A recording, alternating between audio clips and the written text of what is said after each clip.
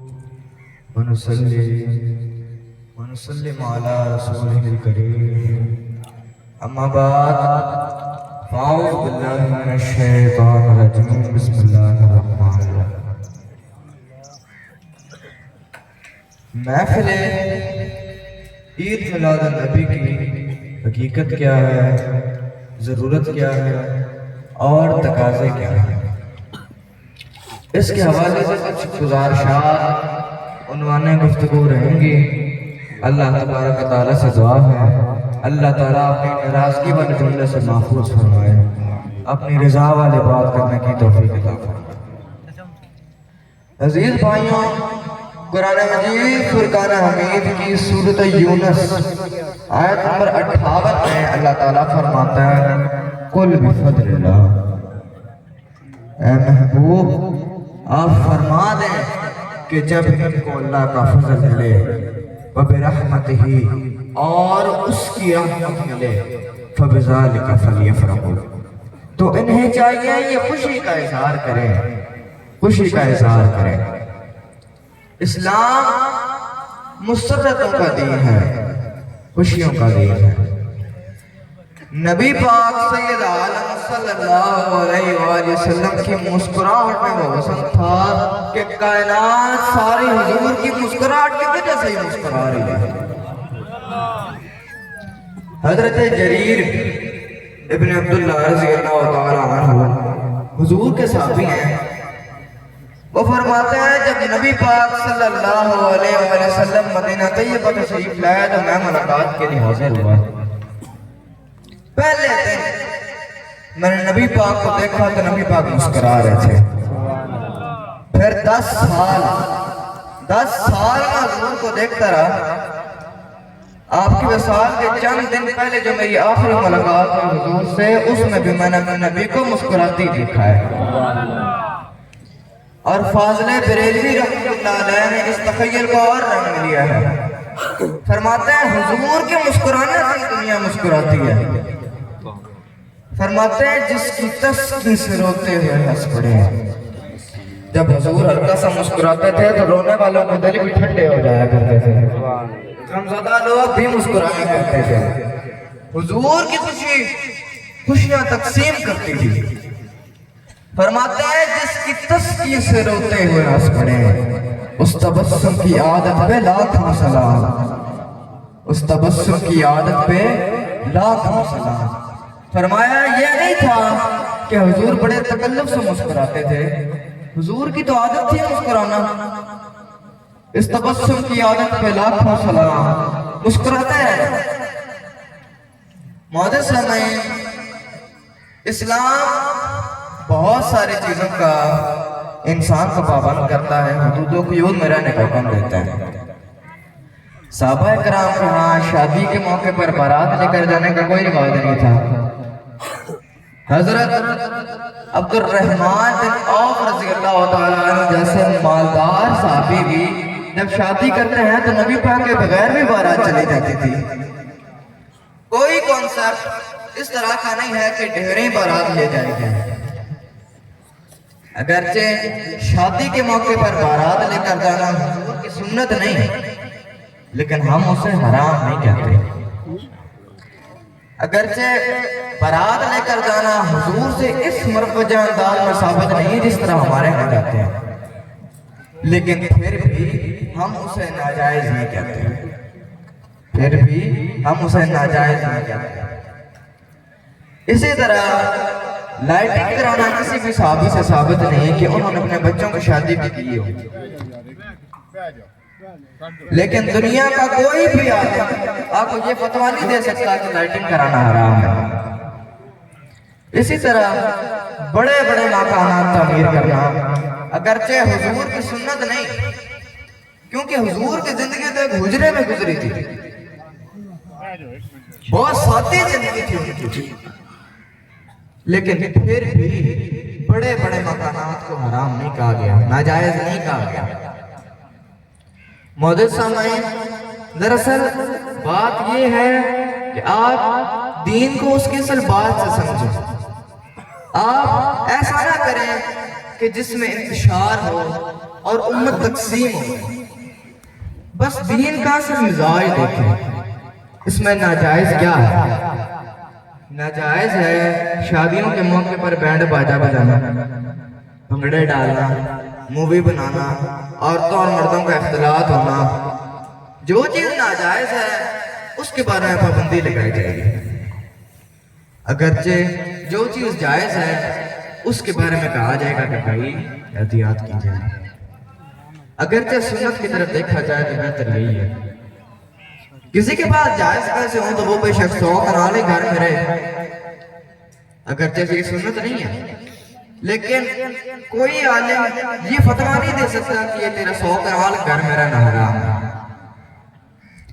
تو ہمارے ہاں تکلیف کا معاملہ یہ ہے کہ امت بڑھ جاتی ہے ہر موقع پہ یار، ہر روز کچھ نہ کچھ فتوے اس طرح مل جاتے ہیں کہ جس کی وجہ سے امت میں دراڑیں پیدا ہو جاتی ہیں۔ اور ہمارے کچھ دوست جن کو عید میلاد النبی منانا درست نہیں لگتا اور پھر وہ احادیث کا حوالہ بھی دیتے ہیں، تو اس طرح تو سیرت نبی کی کانفرنس بھی کسی صحابی سے ثابت نہیں، نہ کسی صحابی نے مسجد میں اعلان کروا کر جلسہ ختم بخاری شریف دستار فضیلت کا جلسہ کرایا ہے، کبھی نہیں، کبھی کسی صحابی نے ایسا نہیں کیا۔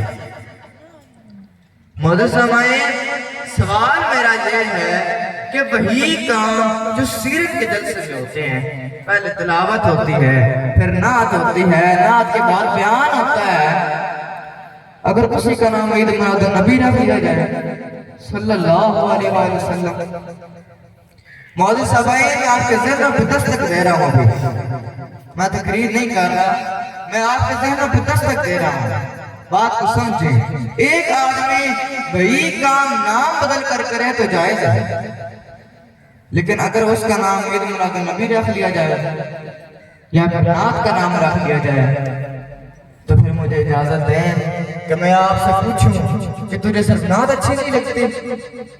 پھر مجھے اجازت دیں کہ میں آپ سے پوچھوں کہ آپ کو رسول اللہ کی تعریف بری لگتی ہے؟ پھر مجھے اجازت دیں کہ میں آپ سے پوچھوں کہ آپ کو رسول اللہ کے قصیدے اچھے نہیں لگتے؟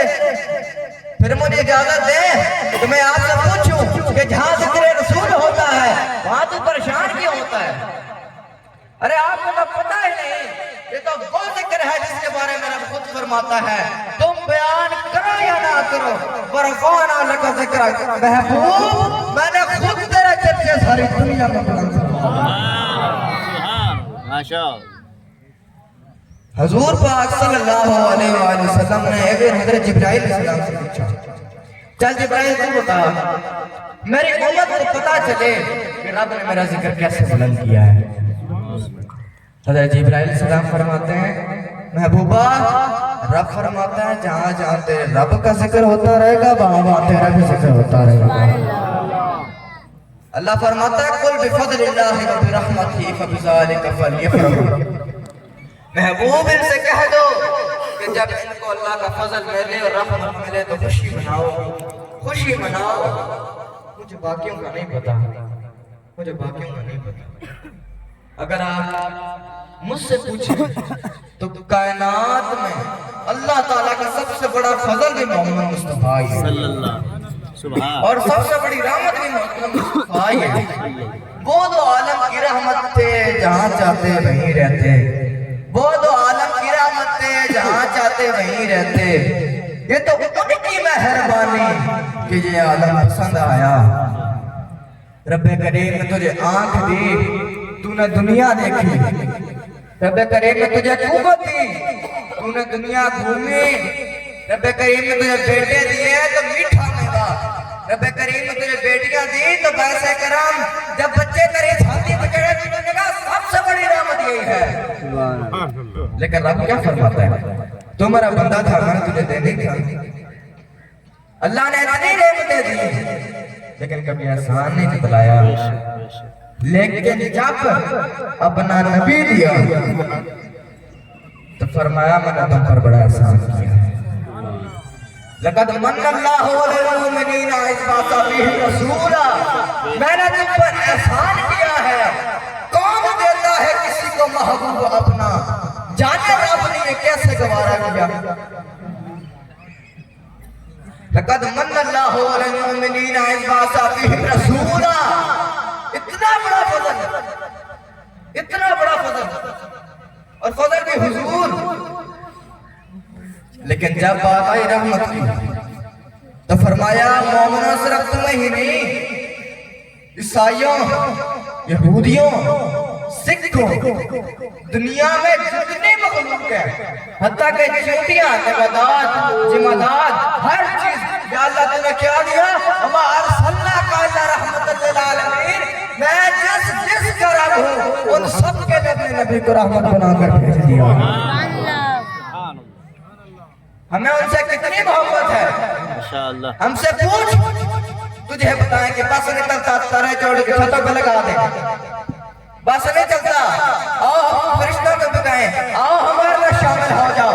آمد مصطفیٰ، آمد مصطفیٰ، آمد مصطفیٰ. بس نہیں چلتا کہ فرشتوں کو بتائیں، آؤ ہمارے میں شامل ہو جاؤ. آمد مصطفیٰ، مرحبا مرحبا کا نعرہ لگانا. بس نہیں چلتا کہ دنیا کی ساری نعمتیں اٹھا دیں اور لوگوں کو بتائیں کہ لوگوں اصل خوشی منانے کا تو دن ہی آج ہے جس دن اللہ نے ہمیں اپنا رسول عطا فرمایا ہے.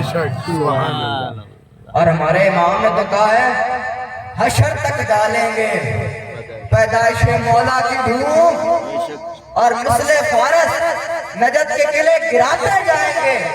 خاک ہو جائیں اور تم جل کر مگر ہم تو رضا. دم میں جب تک دم ہے ذکر ان کا سناتے جائیں گے.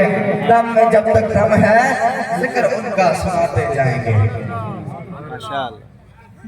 ہمارا تو ایک دو دن کا پروگرام ہے نہیں، روز قیامت تک ان کا ذکر ہوتا ہے. اور اسی بات کو محمد علی ظہوری صاحب نے یوں لفظ میں پرویا ہے کہ فلک تاریاں نال سجایا نہ ہوندا، فلک تاریاں نال سجایا نہ ہوندا، ایتھے کسی شے دا وسایا نہ ہوندا. نہ آدم نہ حوا نہ عیسیٰ نہ موسیٰ، نبی بھی کوئی ایتھے آیا نہ ہوندا. حیاتی مماتی نہ مویا نہ زندہ، حیاتی مماتی نہ مویا نہ زندہ، نہ ہی کنو بشر تے نہ کوئی پرندہ. نبی نہ ولی نہ غوث بدال ہوندے، نبی نہ ولی نہ غوث بدال ہوندے، نہ اے دن اے مہینے نہ اے سال ہوندے. اور ربیع الاول کا نہ ہوندہ مہینہ اور کتنا چاڑو راسی مکہ مدینہ. نہ حورا دے قصے نہ یوسف زلیخا، نہ میلاد ہوندے نہ نات خوانی، نہ ہوندہ ظہوری نہ ہے خوشبیانی. کسی شاید اگیت تھے سایہ نہ ہوندہ. بولو کسی شاید اگیت تھے اور زمین تک کٹھ نہیں ہونا سیاروں جے رب نے محمد بڑھایا نہ ہوندہ، جے رب نے محمد بڑھایا نہ ہوندہ. اس لیے ہم پر فرض ہے کہ چاند اترا ہے فلک سے زمین پر، سارے دنیا کو مجدہ سنا دو. آج میلاد ہے مصطفیٰ کا، سارے بازار گلیاں سجا دو، سارے بازار گلیاں سجا دو. حضرت محترم میلاد مصطفیٰ ہم کیسے منائیں گے؟ اس کا تو جواب ہمیں مل گیا نا. میلاد مصطفیٰ صلی اللہ علیہ وآلہ وسلم کی حقیقت یہ ہے کہ صرف حضور کی ظاہری شخصیت کو نہ دیکھا جائے بلکہ جو عظیم مقصد اب لے کر دنیا میں تشریف لائے اس کو بھی اپنایا جائے. اور وہ کیا ہے؟ اللہ کے راستے پہ چلنا اور اس کی ضرورت ہے. جس مقصد کے لیے انبیاء دنیا میں تشریف لائے اور جس مقصد کو اولیاء نے زندہ رکھا اس کو اپنایا جائے. یعنی اللہ سے دوستی اور قربت کو اپنانا ہے. اللہ اور رسول نے جس چیز کا حکم دیا ہے اس کو اپنا لیا جائے اور جس چیز سے منع فرمایا ہے اس سے منع ہو جائے. میلاد منائیں برہانہ انداز میں، لیکن مسکینوں کی مدد بھی کریں، ضرورت مندوں کو نہ بھولیں. میلاد کا مقصد ہی یہ ہے کہ ہم حضور سے محبت کریں. آپ کا حسن و اخلاق، عدل و انصاف، صبر و شکر، اخوت و عاجزی کو اپنی زندگی کا حصہ بنانا ہے۔ یاد رکھیں اگر ہم میلاد مناتے ہیں لیکن جھوٹ نہ چھوڑیں، نمازیں چھوڑ دیں، حضور کی سنتوں کو بھلا دیں تو میلاد ادھورا ہے، پھر میلاد ادھورا ہے۔ تو پھر ایسا نہ ہو کہ روز قیامت نبی پاک صلی اللہ علیہ وآلہ وسلم ہمارا قربان پکڑ لیں اور کہیں کہ میری سنتیں چھوڑ دی، دین مکمل رکھا۔